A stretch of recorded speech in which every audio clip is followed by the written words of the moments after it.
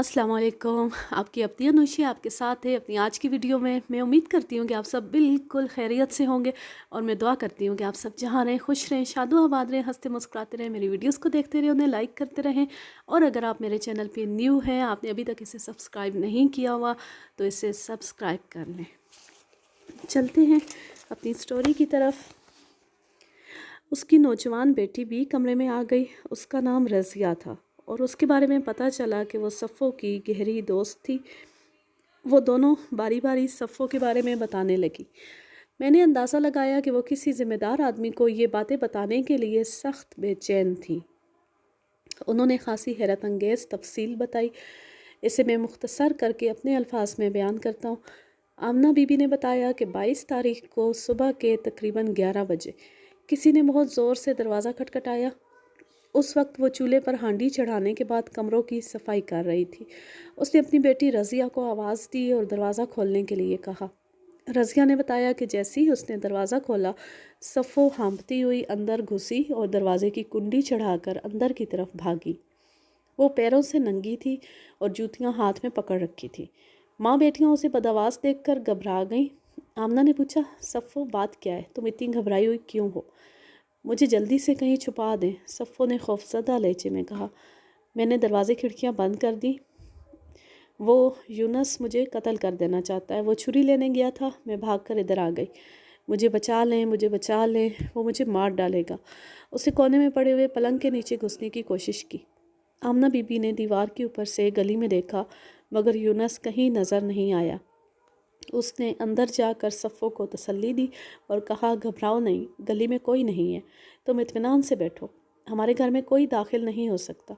अगर किसी ने ऐसी कोशिश की तो मैं बंदूक निकाल लूँगी। उसे सफ़ो की तसल्ली के लिए अपने शोर की शॉटगन निकाल कर करीब रख ली और पूछा, बात क्या हुई है?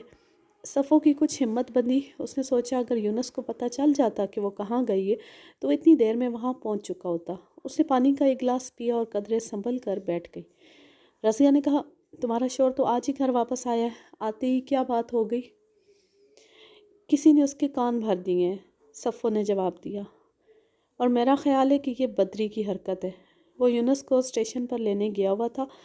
उसने मुझ पर गंदे इल्ज़ाम लगाए हैं। उसे डर होगा कि मैं यूनस से उसकी शिकायत ना कर दूँ। ये बदरी तो है ही जलील आदमी, आमना ने कहा। भाई तोफैल की बेटी बशीरा बता रही थी कि एक रोज़ बदरी उसका रास्ता रोक कर खड़ा हो गया था। मेरे साथ भी उसने यही हरकत की थी, सफ़ो ने कहा। मैं खूह पर पानी भरने जा रही थी कि ये अचानक मेरे रास्ते में आ गया और मेरे साथ छेड़छाड़ करने लगा। मैंने कहा, कमीने, तुझे शर्म नहीं आती पराई औरतों को छेड़ते हुए? मेरा रास्ता छोड़ दे, नहीं तो मैं खप पा के सारा पिंड इकट्ठा कर लूँगी। ढीठ बन के बोला, नवाज़ अली मुझसे ज़्यादा अच्छा है? सफ़ो के मुंह से ये बात निकल तो गई, लेकिन वो फ़ौरन ही अपनी गलती पर परेशान नज़र आने लगी। नवाज़ अली गांव के प्राइमरी स्कूल का उस्ताद था और सफ़ो के पड़ोस में रहता था। आमना बीबी ने मुझे बताया कि नवाज़ अली का ग़ुलाम हैदर के घर आना जाना था और वो उनके छोटे मोटे काम भी कर दिया करता था, जिनमें ज़्यादातर लिखने पढ़ने के काम होते थे। रज़िया ने बताया कि सफ़ो इस वक्त तो नवाज़ अली की बात गोल कर गई, मगर बाद में सारी बात बता दी। उसने बताया कि शुरू में उसके दिल में कोई ऐसा वैसा ख्याल नहीं था, लेकिन शोहर की अदम मौजूदगी और मुँह ज़ोर जवानी की मौजूदगी में उसे नवाज़ अली की बातें बहुत अच्छी लगती थी। उसके कुर्ब से उसे सुकून मिलता था और रफ्ता रफ्ता ये ताल्लुक़ गहरा होता चला गया और बल आखिर इश्क की हदों को छूने लगा। सफ़ो का जी चाहता कि नवाज़ हर वक्त उसके पास बैठा रहे, लेकिन घर में ये बात मुमकिन नहीं थी।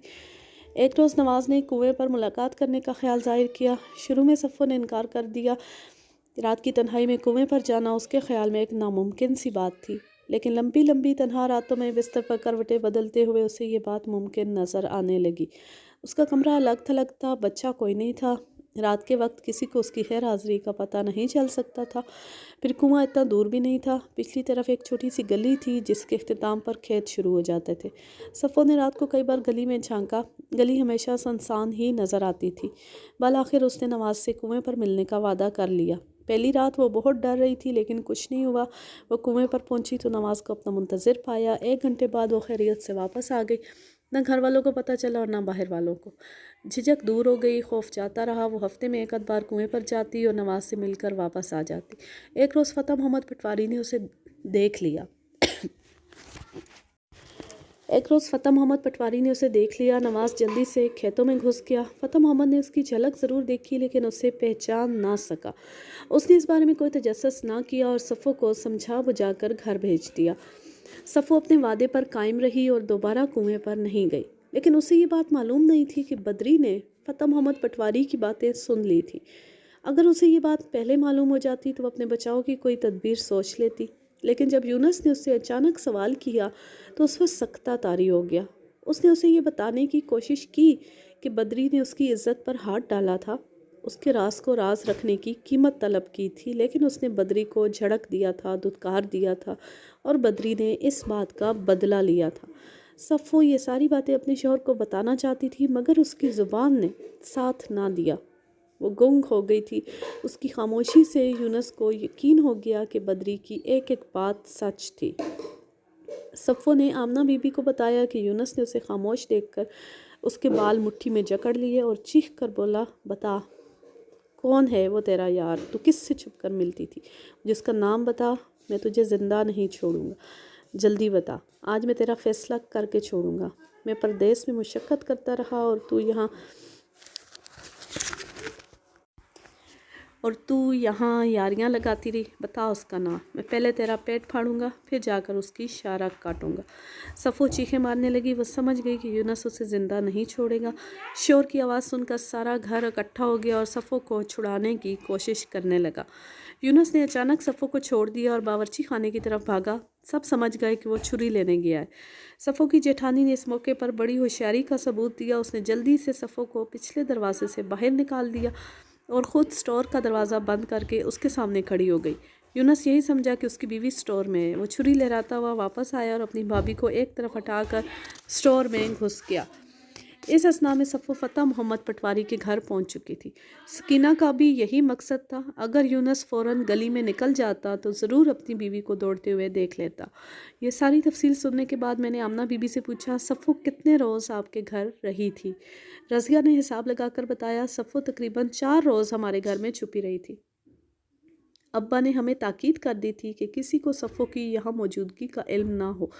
जब कोई मिलने वाला आता था तो सफ़ो स्टोर में या पलंग के नीचे छुप जाती थी।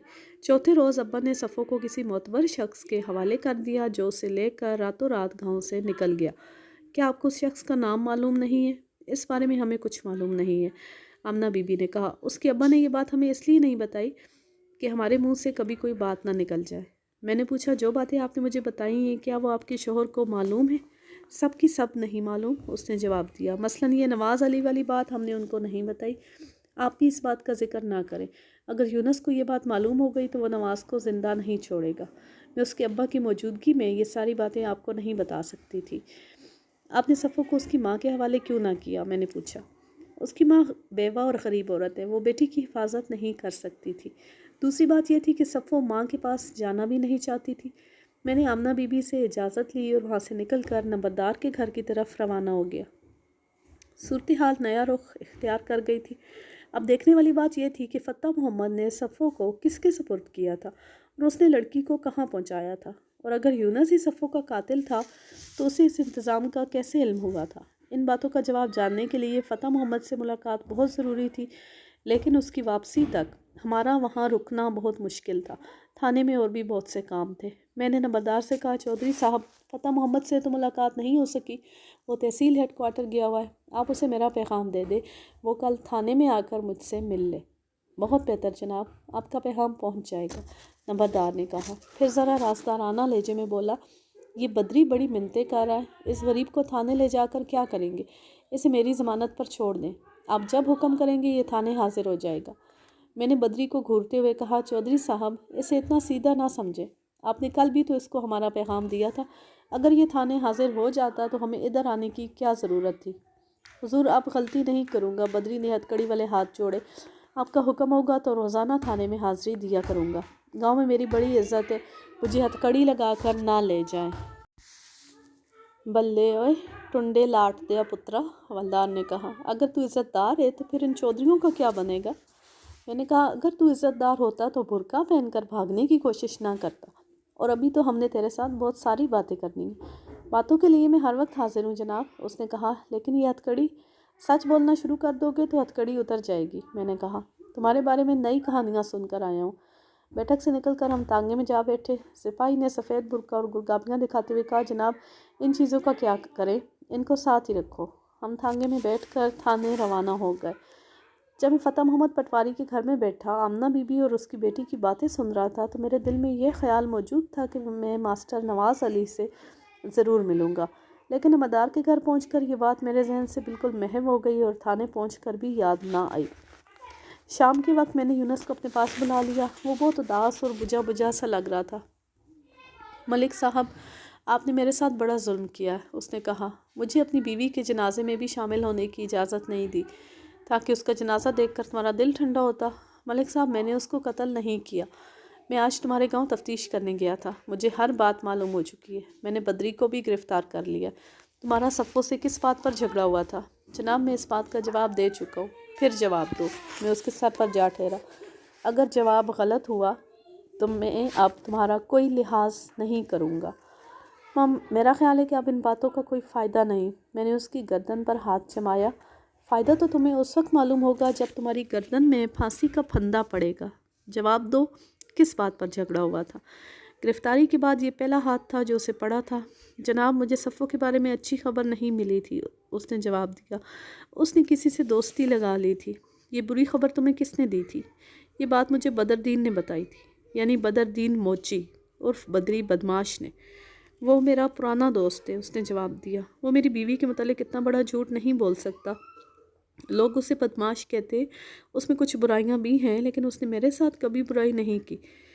اس لیے تم نے اس کی بات کا یقین کر لیا اور اپنی بیوی کو قتل کر دیا۔ یہ جھوٹ ہے، میں نے صفو کو قتل نہیں کیا۔ تو کیا تمہارے باپ نے اسے قتل کیا ہے؟ وہ کچھ نہیں بولا۔ میں نے کہا اب تمہارے پرانے دوست کی باتیں سنواتا ہوں، آؤ میرے ساتھ۔ میں اسے پوچھ کچھ کے کمرے میں لے گیا اور ایک کونے میں بٹھا کر سامنے فولڈنگ پارٹیشن رکھوا دی۔ پھر میں نے بدری کو کمرے میں بلایا اور دو خوفناک قسم کے حوالدار اس کے دائیں بائیں کھڑے کر دیے۔ اس نے ہونٹوں پر زبان پھیری اور کمرے کا سیٹ اپ دیکھ کر گھبرا گیا۔ ملک صاحب، سو رب دی، میرا کوئی قصور نہیں ہے۔ جو کچھ مجھے معلوم تھا میں نے آپ کو سچ سچ بتا دیا ہے اور جو پوچھیں گے وہ بھی بتا دوں گا۔ بچو، تیری شرافت کو تو میں ابھی نچوڑتا ہوں۔ میں تو تجھ سے کچھ باتیں پوچھنا چاہتا ہوں، سچ بولنا اور جلدی بولنا۔ اگر جھوٹ بولا یا جواب دینے میں دیر کی تو پھر تیری فریاد سننے والا کوئی نہیں ہوگا۔ میں سچ بولوں گا جناب، اور اسی میں تیری بہتری بھی ہے، میں نے کہا۔ گامی کمہار نے مجھے بتایا تھا کہ صفو تجھ سے چھپ کر ملا کرتی تھی۔ یہ اس نے کہا ہے؟ میں اس کوتے کے پتر کا سر کچی ہانڈی کی طرح توڑ دوں گا۔ ابھی اس کی بات پوری بھی نہیں ہوئی تھی کہ دادی طرف والے حوالدار نے اسے ایک کرارا تھپڑ رسید کیا۔ سچ بولو اور فالتو بات بالکل مت کرو، حوالدار نے کہا۔ میں نے پوچھا کیا یہ بات تو نے گامی کو بتائی تھی؟ اس نے قدرے تامل کیا، لیکن حوالدار کا ہاتھ بلند ہوتے دیکھ کر جلدی سے بولا، جی یہ بات میں نے ہی کہی تھی، لیکن تم نے یونس سے کہا تھا کہ صفو کا کسی سے یارانہ تھا، کہا تھا نا؟ جج جی کہا تھا۔ اس آدمی کا نام کیا ہے؟ میں آپ کو بتا چکا ہوں کہ میں اس آدمی کو نہیں جانتا۔ بعد میں پتہ چلا کہ اس کی نواز علی سے دوستی تھی، اس لیے وہ اس کا نام نہیں لینا چاہتا تھا۔ میں نے حوالدار کو اشارہ کیا، اس کے ساتھ ہی کمرے میں تھپڑ اور ہائی کی آواز گونجی۔ مجھے اچھی طرح یاد ہے کہ تم نے اس آدمی کو دیکھا تک نہیں تھا جس کا تمہارے خیال میں صفو سے یارانہ تھا۔ تم نے محض اندازہ لگایا تھا۔ یہ سچ ہے نا؟ آہو جی، سچ ہے۔ تم نے اندازے کی بات تو اپنے یار کو بتا دی، لیکن اصل بات نہیں بتائی۔ ایسا کیوں کیا تم نے؟ کون سی اصل بات جی؟ اپنے یارانے کی بات؟ وہ تو میں نے جھوٹ بولا تھا، میرا صفو سے کوئی یارانہ نہیں تھا۔ میں نے آگے بڑھ کر اسے ٹھوکر رسید کی، پھر کہا، تم نے یونس سے یہ کہتے ہوئے اس کی بیوی پر تہمت لگائی تھی کہ اس کے دکھ تمہارے دکھ اور اس کی خوشی تمہاری خوشی ہے، لیکن ایک کمہار بچے کے سامنے اس کی بیوی کی عزت اچھالی جائے اور یہ کہا جائے کہ اس کا تمہارے ساتھ یارانہ ہے۔ مجھ سے غلطی ہو گئی جناب، مجھے معاف کر دیں۔ پارٹیشن کے پیچھے بیٹھا یونس سخت پیچ و تاب کھا رہا تھا۔ اگر اس کا بس چلتا تو وہ بدری کے ٹکڑے کر دیتا۔ میں نے بدری کو ایک اور ٹھوکر لگائی اور پوچھا، اوئے پدی بدماش، جب تو نے کھیتوں میں صفو کا راستہ روکا تھا اور اس کے ساتھ چھیڑ چھاڑ کرنے کی کوشش کی تھی، اس وقت کیا ہوا تھا؟ جناب میں نے تو صفو کا راستہ نہیں روکا تھا۔ میں نے حوالداروں کو اشارہ کیا، ایک نے دائیں طرف سے اور دوسرے نے بائیں طرف سے تھپڑ مارا۔ بدری زور سے چلایا، ہائے میں مر گیا۔ یہ خیال دل سے نکال دے کہ صفو مر چکی اور ہم تیرے بیان کو چیک نہیں کر سکتے، میں نے کہا۔ صفو نے اپنی ایک معتبر سہیلی کو یہ ساری باتیں بتا دی تھی، میں اس سے مل کر آیا ہوں. اگر تو سچ نہیں بولے گا تو تھپڑوں سے ہی مرے گا. جھوٹ بولتا جا اور تھپڑ کھاتا جا. جناب میری توبہ، میں اب جھوٹ نہیں بولوں گا. تو پھر میرے سوال کا صحیح جواب دے. جب تو نے کھیتوں میں صفوں کا راستہ روکا تھا تو کیا ہوا تھا؟ صفوں نے مجھے جھڑک دیا تھا، گالیاں نکالی تھیں اور برا بھلا کہا تھا. تم نے جواب میں کیا کہا تھا؟ اسے کس بات سے ڈرایا تھا؟ اس نے دائمہ کھڑے حوالداروں کی طرف دیکھا، پھر بولا، میں نے صرف اتنا کہا تھا کہ اگر وہ نواز علی سے مل سکتی ہے تو مجھ سے کیوں نہیں مل سکتی ہے. میرے دل میں سوال پیدا ہوا کہ اس نے نواز علی کا نام کیسے لیا تھا، کیونکہ اسے یہ بات معلوم نہیں تھی کہ صفو کس سے ملتی رہی تھی. میں نے کہا ابھی تو تم کہہ رہے تھے کہ تمہیں اس آدمی کا علم نہیں ہے جس سے صفو ملتی تھی، اب تم کسی نواز علی کا نام لے رہے ہو. پوری بات بتاؤ. جناب فتح محمد پٹواری والے واقعے کے بعد میں نے صفو کے گھر کے چکر لگانا شروع کر دیے. میں نے دیکھا کہ ماسٹر نواز علی کا صفو کے گھر بہت آنا جانا تھا، اس لیے میں نے اندازہ لگایا کہ صفو کا اسی سے یارانہ ہوگا. یونس جو پارٹیشن کے پیچھے بیٹھا یہ ساری باتیں سن رہا تھا، اچانک بے قابو ہو گیا. اس نے اس سپاہی کو جو اس کی نگرانی پر کھڑا تھا ایک طرف دھکا دیا اور گالیاں نکالتا ہوا بدری پر چڑھ دوڑا. وہ چیختا جاتا تھا اور لاتوں اور گھوسوں سے بدری کو مارتا جاتا تھا. وہ کہہ رہا تھا، بدری حرامزادے، کمینے، کتے، تو نے میرا گھر برباد کر دیا. میں تمہیں زندہ نہیں چھوڑوں گا. میری بیوی تمہاری وجہ سے مری ہے.